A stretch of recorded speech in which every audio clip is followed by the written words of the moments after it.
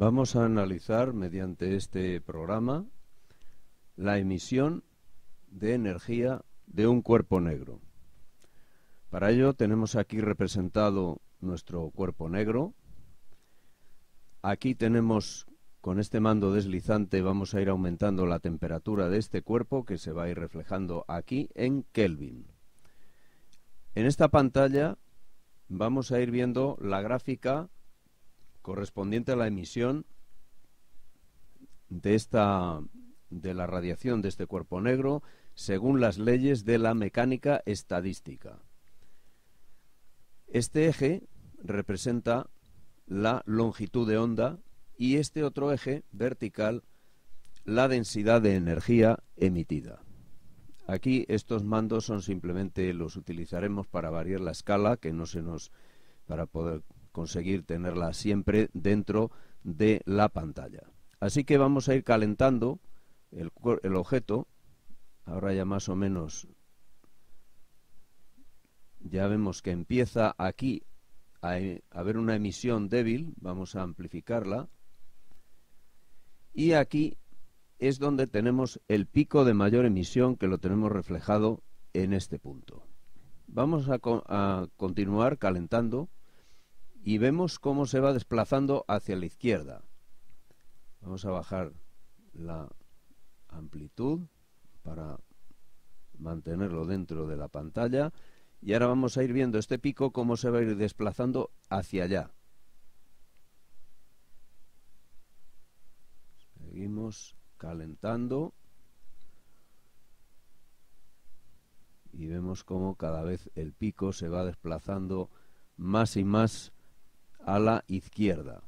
Longitudes de onda cada vez más pequeñas, es decir, frecuencias cada vez más altas. Vemos realmente la cantidad de energía que se desprende va siendo más y más grande. Ahí continuamos. Vemos aquí, a medida que va pasando de las longitudes de onda dominantes en el rojo, va pasando hacia el naranja, el amarillo, y cuando se empieza a juntar el verde, toda esta cola de frecuencias rojas, amarillas, se va juntando con el verde y entonces el color resultante es como más lavado, es decir, va tendiendo hacia el blanco. No lo vemos realmente verde, sino que va tendiendo cada vez más al blanco, y al final, en el pico de la temperatura más alta, pues aquí lo tenemos más o menos representado, y aquí el pico de la máxima emisión. Si nosotros enfriamos, vamos a ir viendo este pico, que ahora va a ser al revés, que se va a desplazar de esta manera. Vamos enfriando y ahí vemos el pico, cómo se va desplazando hacia la derecha y hacia abajo. Vamos a aumentar un poco la escala y seguimos enfriando y vamos viendo el efecto.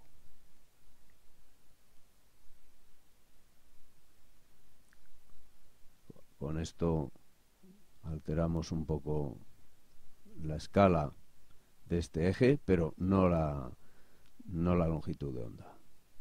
Y finalmente, en este momento ya, cuando ya lo vemos aquí más o menos de un tono oscuro y ya definitivamente negro, ahora ya estaríamos en la zona de los infrarrojos. Del experimento que acabamos de ver se desprende la siguiente ley. Esto se deduce también a partir de la mecánica estadística, pero se puede calcular experimentalmente mediante el calentamiento de un cuerpo negro, midiendo su temperatura, que será esta, y viendo a ver cuál es la longitud de onda máxima que habíamos visto antes, ese pico máximo en la emisión. Por tanto, esto se puede hacer en un laboratorio y calcular experimentalmente esta constante C que tenemos aquí.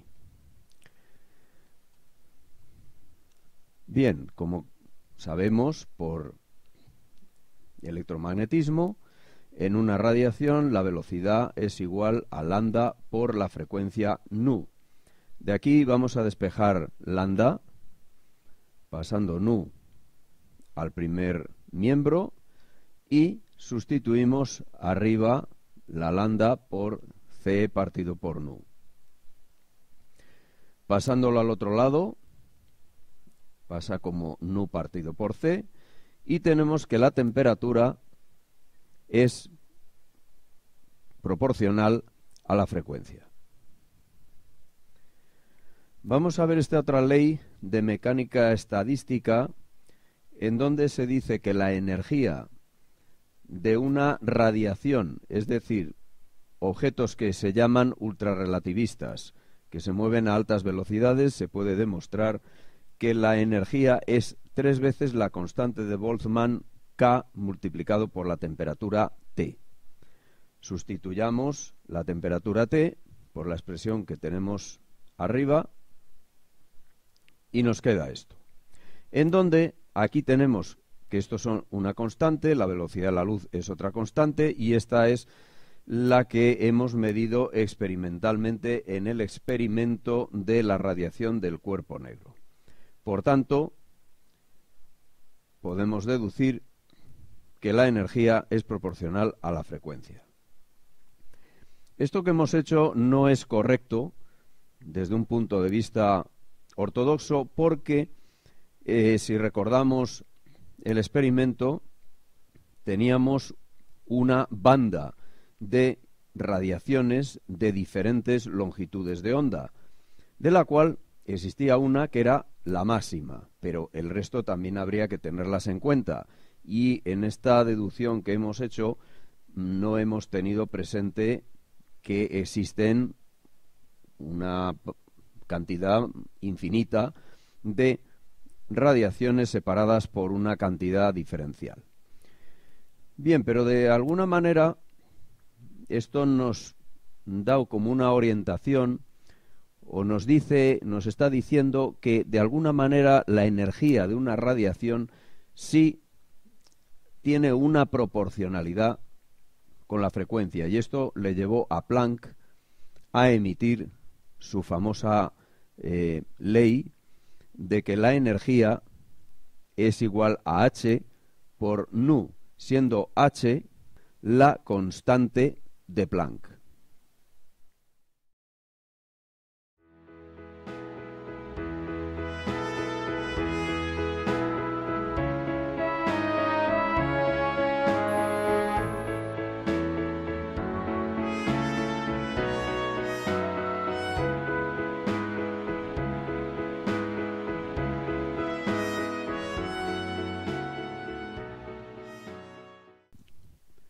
Veamos algunas expresiones que se deducen a partir de la ley de Planck, que tenemos aquí ahora mismo en pantalla. Estas son relaciones que conocemos por teoría de ondas: la pulsación omega, 2pi por la frecuencia. De aquí despejamos la frecuencia y sustituimos esta frecuencia aquí arriba, de tal manera que tenemos esta nueva expresión.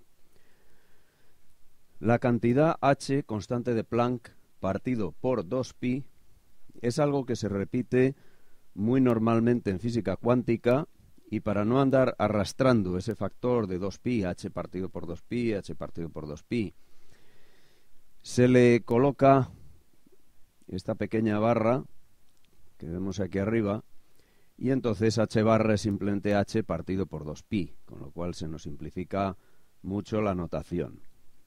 Así pues, tenemos una primera derivación de la ley de Planck como energía igual h barra por pulsación omega.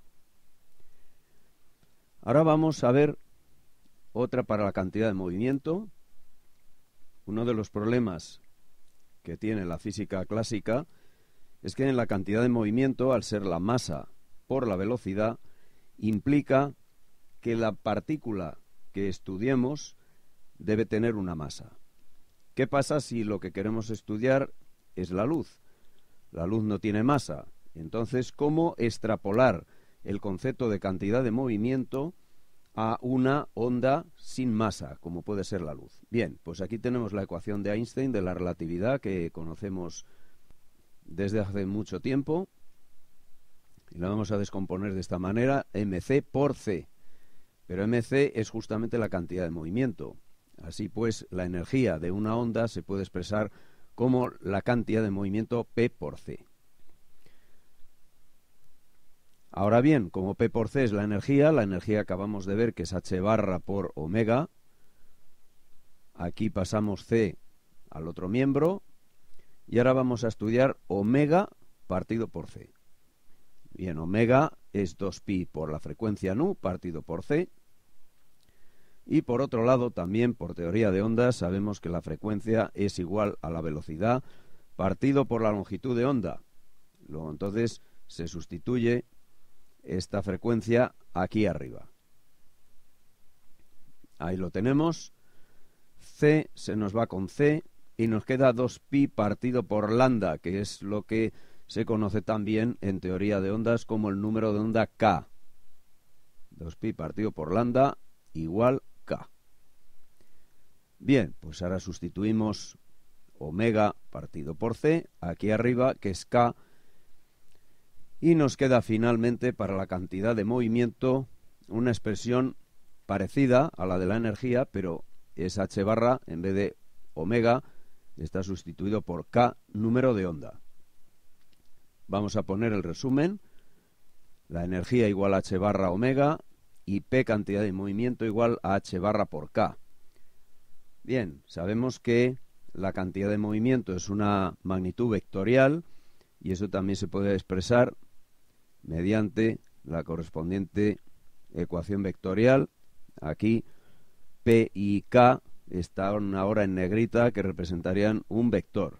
Así que el número de onda K también puede considerarse un vector, y así se trata en teoría de ondas.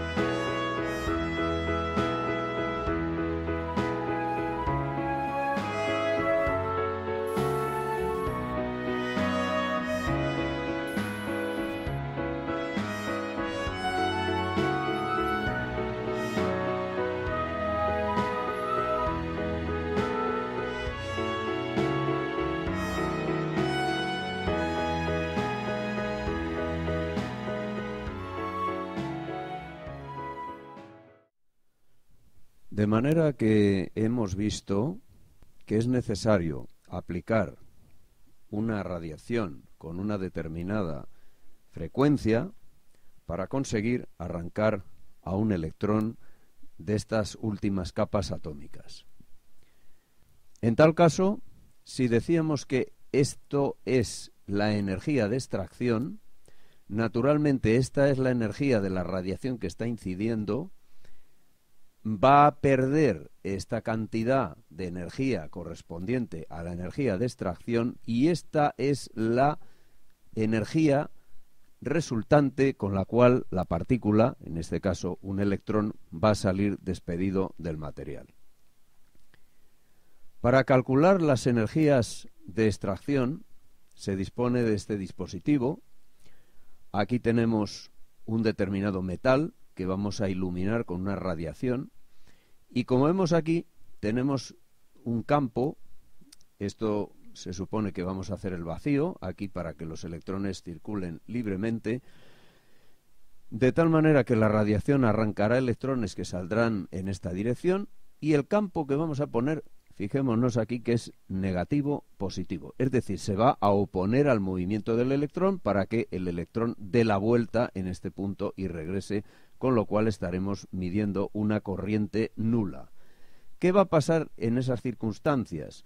Pues que cuando el electrón sea rechazado, es que exactamente la energía del electrón es compensada por el potencial eléctrico, la energía eléctrica que suministra esta pila, de tal manera que esto que tenemos aquí será la carga multiplicado por el potencial, pues es en definitiva la energía que estamos suministrando al electrón, pero para frenarlo y a obligarle a dar la vuelta. Lo ideal es que, bueno, que se detenga aquí. En el momento que el electrón, suponiendo que eso se pudiera hacer, que se quedara detenido en este punto, toda la energía eléctrica la hemos empleado para detener al electrón y estamos en estas condiciones, ¿eh? Lo que sucede es que sería, por supuesto, con signo contrario. Si esto lo sustituimos en esta ecuación de aquí arriba, obtenemos, despejando el phi, que es la energía de extracción, tendríamos E, carga del electrón por potencial, partido por H, constante de Planck, por nu, que son magnitudes que conocemos. La carga del electrón, por ejemplo, esto es perfectamente medible mediante un voltímetro en este punto para medir la diferencia de potencial, constante de Planck y frecuencia de la radiación que está incidiendo, con lo cual seremos capaces de calcular el potencial, la energía de extracción del metal que estamos estudiando. Aquí tenemos el asalto a un castillo. Como vemos, se ha colocado una escalera que es demasiado corta para que ninguna persona pueda alcanzar la parte superior y por tanto difícilmente se podrá acceder a este castillo de esta manera. Ahora vemos una solución ingenua que sería colocar más escaleras. Por el hecho de colocar más escaleras, si todas son igual de cortas, no vamos a poder acceder a la parte superior del castillo. En cambio, ahora tenemos una escalera que es lo suficientemente larga como para poder acceder libremente. Si colocamos más escaleras de estas largas, lógicamente podrá entrar un número superior de personas, pero sí y solo si la longitud de la escalera es la adecuada. La longitud de la escalera representa la frecuencia de una radiación.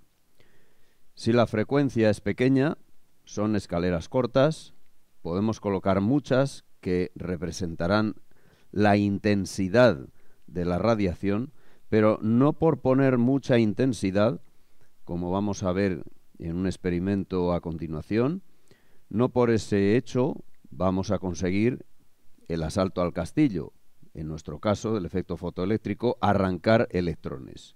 Necesitamos una escalera larga, y una vez la escalera es lo suficientemente larga, es decir, la frecuencia es lo suficientemente alta como para poder arrancar un electrón, en ese momento ya sí podemos colocar muchas escaleras y vamos a producir el arranque de muchos electrones.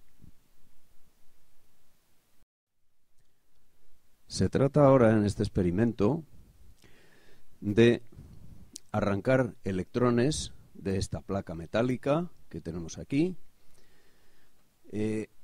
Aquí tenemos distintos metales con diferentes energías de arranque. Vamos a dejarlo de momento en sodio.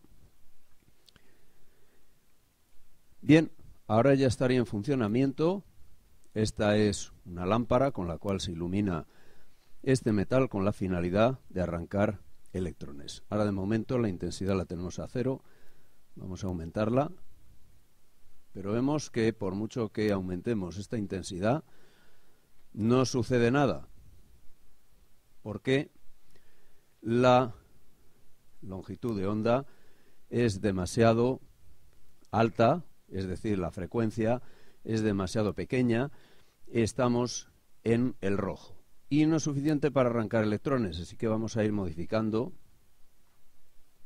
esta frecuencia. Ahora ya, en este momento vemos unos electrones que hemos arrancado, van muy lentos, pero ya por fin hemos conseguido el arrancarlos. Vamos a aumentar un poco la intensidad de la iluminación. A continuación vamos a aumentar la frecuencia hasta que llegamos ya aquí al violeta y la cantidad de electrones que estamos arrancando es apreciable. Bien, en teoría habíamos visto que aquí añadíamos esta pila que se va a oponer al movimiento de estos electrones y vamos a empezar a proporcionar una tensión negativa. Aquí vemos claramente cómo los electrones son detenidos en este punto, la corriente es igual a 0 y podemos aumentar la frecuencia más hacia el violeta para que veamos que los electrones son más energéticos y vuelve a pasar aquí corriente como vemos en este lado. Podemos aumentar un poco más y el ideal más o menos es que se vayan deteniendo en este punto, que la corriente sea nula y en el límite es donde podríamos calcular ese potencial de arranque, esa energía de arranque de la que hemos hablado. Si en vez de sodio ponemos zinc, por ejemplo, entonces ahora vamos a normalizar.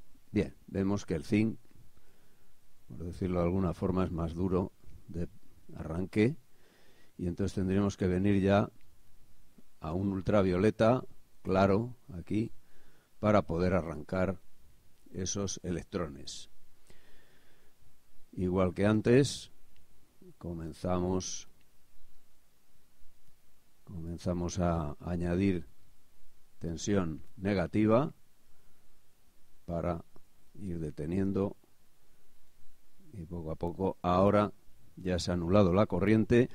Tomaríamos nota de 213 nanómetros, que sería la longitud de onda, calcularíamos con ello la frecuencia, aquí la tensión, que junto con la carga del electrón recurriremos a la fórmula que hemos visto hace un momento para calcular la energía de arranque.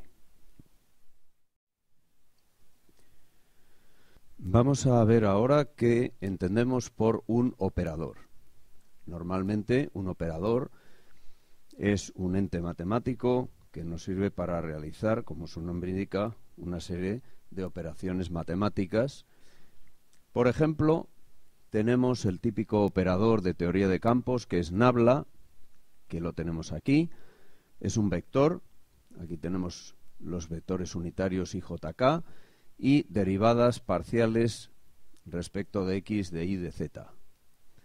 Cuando el operador nabla se aplica a un escalar phi, que puede ser un campo, el resultado es, como vemos aquí, parcial respecto de x, de el campo escalar, parcial respecto de y de z, que nos determina un vector que, como sabemos por teoría de campos, se denomina gradiente. En general, nosotros vamos a utilizar mucho los operadores en física cuántica. Aquí tenemos, por ejemplo, un operador, que no lo hemos definido todavía, que le llamamos A mayúscula, que será este, y lo estamos aplicando pues a un polinomio, en donde tenemos A, que es una constante, f1, que es una función determinada de x, y luego esta otra constante que multiplica a otra función distinta de x. Puede tener el operador determinadas propiedades, como vemos aquí la distributiva, exactamente igual que vemos en álgebra los polinomios. Definimos un producto de operadores A, B, donde A es un operador y B es otro operador diferente. Producto sería el resultado de aplicar primero uno y después otro. En este caso, el que está más a la derecha, es decir, más cercano a la función que vendría aplicado, que sería aquí, el primero que se aplica es B, y una vez realizado B, se aplica A. Aquí tenemos, por ejemplo, A por B, que se aplica a f de x. El resultado es que primero, como hemos dicho, aplicamos B a la función f de x y una vez conseguido el resultado, se le aplicaría el operador A. Luego vamos a ver un ejemplo que va a quedar todo esto muy claro. En general, así como los operadores es normal que tengan la propiedad distributiva que hemos visto arriba, es más raro que tengan la propiedad conmutativa, es decir, que A por B no es lo mismo que B por A. Eso también lo vamos a ver en un ejemplo muy claramente por qué no se cumple esta propiedad conmutativa, es decir, no es lo mismo aplicar primero B y después A que primero A y después B. Vamos con el ejemplo. Vamos a suponer dos operadores muy simples. El operador A es igual a X. Supone aplicar A simple y llanamente multiplicar por X. Es decir, no es un operador simbólico como era nabla. Y B, en cambio, sí es un operador simbólico que es la derivada con respecto de X. Bien, pues vamos a ver cuál es el resultado de aplicar los operadores A y B a una determinada función f de x. Bueno, pues aquí lo tenemos claramente, muy fácil, como hemos dicho que es simplemente multiplicar por x, pues aquí es x por f de x. B, al aplicarlo, tenemos que calcular la derivada de f de x. Aquí lo tenemos, derivada de f de x con respecto a x, que se suele abreviar de esta manera para no poner esto. Es un poco engorroso esta notación, entonces le ponemos aquí arriba este punto, que significa la derivada de f. Bien, pues vamos primero a ver el producto A por B aplicado a f de x. Vamos a ver primero aplicando B, que es la derivada aplicada a f de x, pues es la derivada, que hemos visto que es la f con el punto, y a continuación aplicamos A, que es simplemente multiplicar por X. Así que ahí tenemos el resultado del producto de los operadores AB. Pero ahora vamos a ver qué obtendríamos si le damos la vuelta. Entonces, primero tendremos que hacer A aplicado a f de x, que será x por f de x. Y ahora todo esto lo tenemos que derivar. Vemos ahora que la cosa se complica y no nos va a dar el resultado de arriba, porque ahora tenemos que hacer la derivada de un producto. Entonces tendremos aquí la derivada, primero x por la derivada de f, más la derivada de x respecto a x, que es 1, por el segundo sin derivar, f de x. Veamos una curiosidad, y es que aquí tenemos esto de aquí, es decir, que es justamente AB de f de x, aplicada a f de x. Bien, pues lo vamos a sustituir. Y ahora vamos a pasar este sumando de aquí, lo vamos a pasar al primer miembro de la ecuación y nos queda de esta manera. Es decir, que el resultado de aplicar el producto BA a f de x menos el resultado de aplicar AB es decir, al revés, a f de x, nos da una determinada cantidad. Esto también se puede esquematizar de esta forma.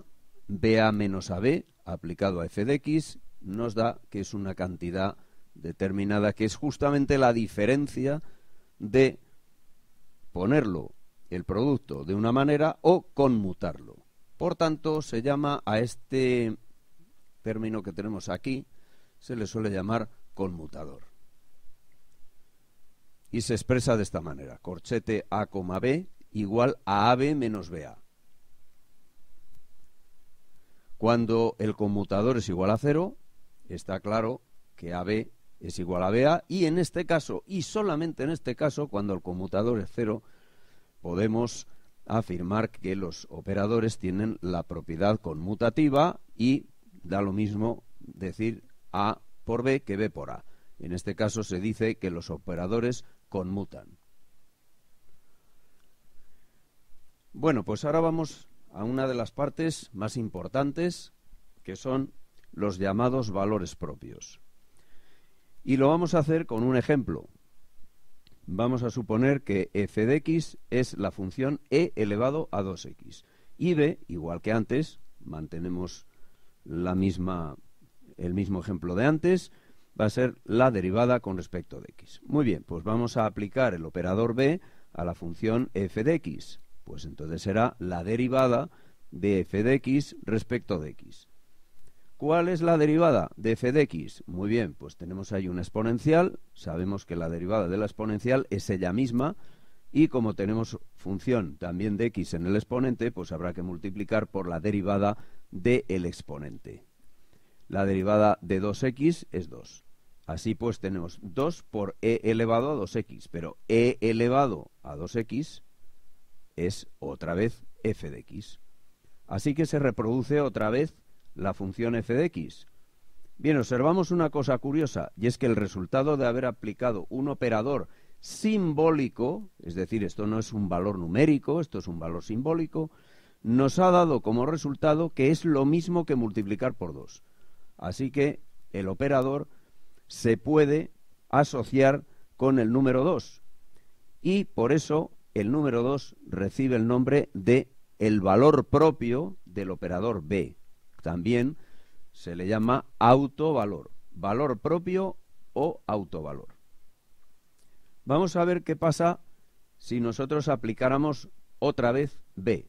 Bueno, cuando el valor propio es una constante, al derivar nuevamente esto con respecto a x, es decir, aplicarle b, el operador b a esto, el 2 no cuenta, volvemos a aplicar a f de x y vuelve a salir 2f de x, que con el 2 de delante se multiplica otra vez por 2. Por tanto, el producto b por b, del operador b por otra vez el operador b, que lo vamos a representar por b cuadrado, es igual a 2 por 2, o sea, sería multiplicar por 4. Y en general, cuando nosotros tenemos b aplicado n veces, es lo mismo que multiplicar por 2 elevado a n. Esto lo vamos a ver ahora pues con otro ejemplo que va a ser muy importante para el resto de los razonamientos que tenemos que hacer. Por ejemplo, aquí tenemos la ecuación de una onda. Esto lo sabemos por electromagnetismo. ¿Qué es psi de x y de t? Bueno, pues esto puede ser un campo eléctrico, puede ser un campo magnético, o puede ser, si es una onda de sonido, pues la presión, por ejemplo, la velocidad. Entonces sabemos que, por teoría de ondas, la solución de lo que es una onda viene dado por esta expresión, la exponencial de e elevado a i kx menos omega t, siendo k el número de onda, x la coordenada x, la pulsación, 2pi por la frecuencia y el tiempo. Vamos ahora a aplicarle dos operadores, el b, que es el mismo de antes, y otro que le vamos a llamar t mayúscula, que es lo mismo, pero es la derivada con respecto del tiempo. Vemos que ahora van a ser derivadas parciales porque se lo vamos a aplicar a la función psi, que es la onda, y que depende de x y de t. Vamos a aplicar b a la función psi, y entonces tenemos que será la derivada de psi respecto de x, que cuidado porque esto se parece mucho al ejemplo que acabamos de ver.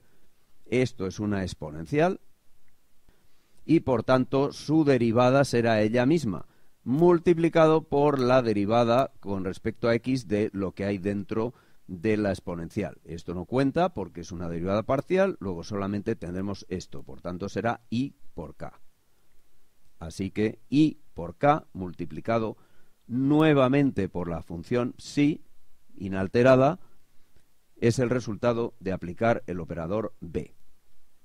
Por tanto, en este caso, muy parecido al anterior, ¿cuál es el valor propio de b? Pues es i por k, ya que luego se reproduce íntegramente otra vez la función psi. Teníamos simplemente aquí ik por psi.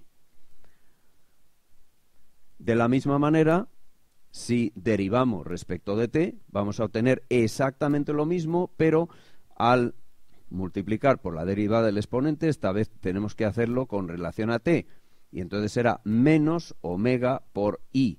Por lo tanto, menos i omega es el valor propio de t, o autovalor. Exactamente que hemos dicho antes, como tanto i por k como menos i por omega son constantes, el resultado de aplicar sucesivamente el operador b, que en este caso vemos que será derivada segunda, con respecto a x dos veces, eso es b por b, o sea b cuadrado, pues su autovalor, valor propio o autovalor, pues va a ser ik al cuadrado. En general, lo que acabamos de poner aquí, si yo derivo n veces, eso es exactamente aplicar n veces el operador b, es decir, b elevado a n. Y como resultado, como hemos visto antes con el 2, pues será ik, que es su valor propio, elevado a n. Y lo mismo para el operador t. Si derivamos n veces con respecto al tiempo, pues tenemos que eso será el resultado de aplicar n veces el operador t, o sea, t elevado a n. ¿Y cuál es su valor propio? Pues menos i por omega. Como hemos aplicado n veces, y es una constante, pues será menos i omega elevado a n.